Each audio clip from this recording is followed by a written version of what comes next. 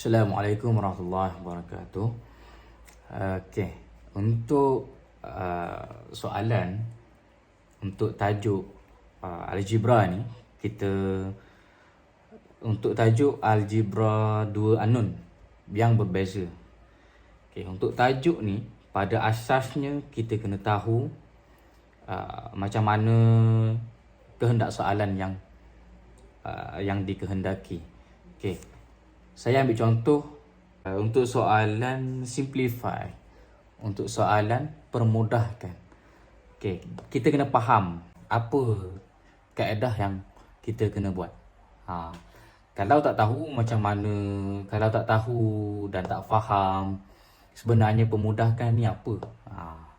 Okey, yang pertama saya boleh simpulkan dia sebenarnya memerlukan dua kaedah untuk menjawab soalan permudahkan. Yang pertama, kaedah pengembangan. Kan? Pengembangan. Dia bukannya kaedah pemfaktoran. Kan? Tapi kita kena kembangkan. Okey, selepas kita kembangkan, kita nak buat apa? Yang ni kita kena tahu. Lepas kita kembang, kita kena satukan. Dia ibaratnya apa ni, dua kandang lembu kan yang berbeza. Untuk kita permudahkan, kenapa nak ada dua kandang lagi? Sedangkan kita nak permudahkan kan, kita nak mudah kita nampak. Sebenarnya berapa lembu ada, berapa lembu yang berwarna hitam ada berapa, lembu yang warna putih ada berapa. Kalau dua kandang, macam mana kita nak nampak dengan jelas? Jadi, kita perlu satukan. Mula-mula kita kembangkan, kita pecahkan dia punya kandang tu.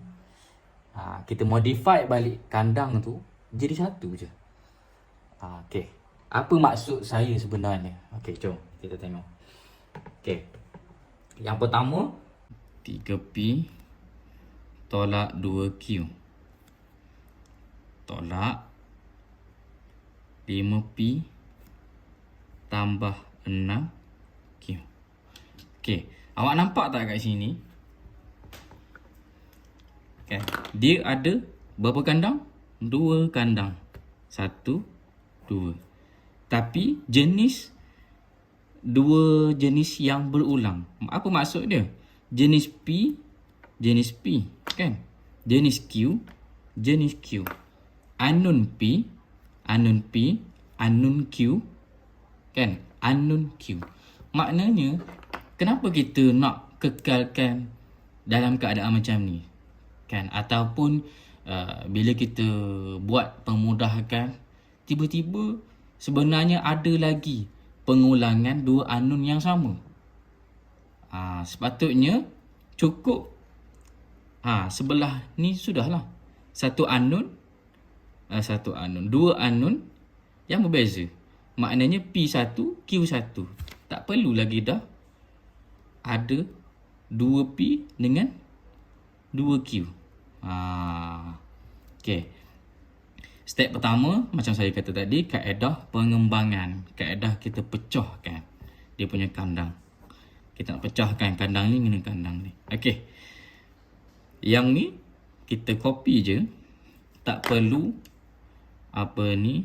tak perlu darab ke bahagi ke apa ke kan. Tak perlu pengembangan. Copy je. Okey. Cumanya yang ini.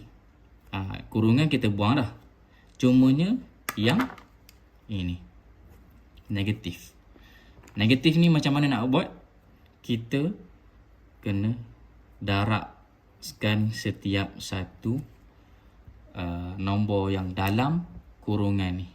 5P dengan 6Q. Okey, itu satu hal. Okey, sebenarnya apa maksud negatif ni? Sebenarnya negatif ni bukan hanya bermaksud negatif. Dia sebenarnya adalah negatif 1. Negatif ni maksudnya negatif 1. Yang ni. Okey. Awak pun darab lah. Negatif darab dengan 5P kan. Darab 5P jadi negatif ataupun tolak 5P. Okey, lepas tu awak darabkan negatif ataupun negatif 1 darab dengan 6Q. Jadi negatif 6Q. Okey.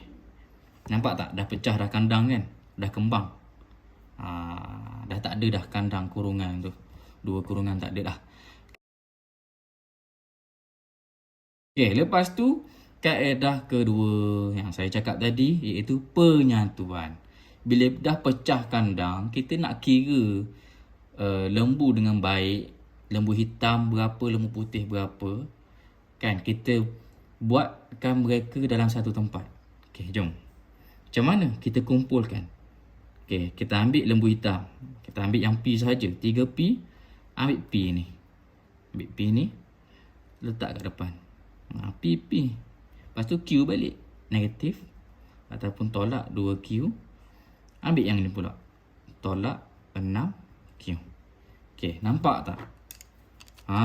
Ni. PP, Q. Okey, kemudian awak kira lah. Kan? Sekarang ni dia masih dua kali berulang anun yang sama. P ada 2, Q ada 2. Tak nak macam tu. Kita nak P1, Q1. Jawapan akhir. Itulah sebenarnya kehendak soalan pemudahkan. Okey. 3P tolak 5P. Jadi negatif 2P. Kan? Okey. Tolak 2Q. Tolak 6Q. Hutang 2. Lepas tu hutang lagi 6. Hutang RM2. Lepas tu hutang lagi RM6. Jadi hutang RM8. Jadi hutang tu negatif lah. Negatif 8Q. Okey, nampak? Ini jawapan akhir. Itu soalan permudahkan untuk dua kurungan dicampur dalam tu. Okey.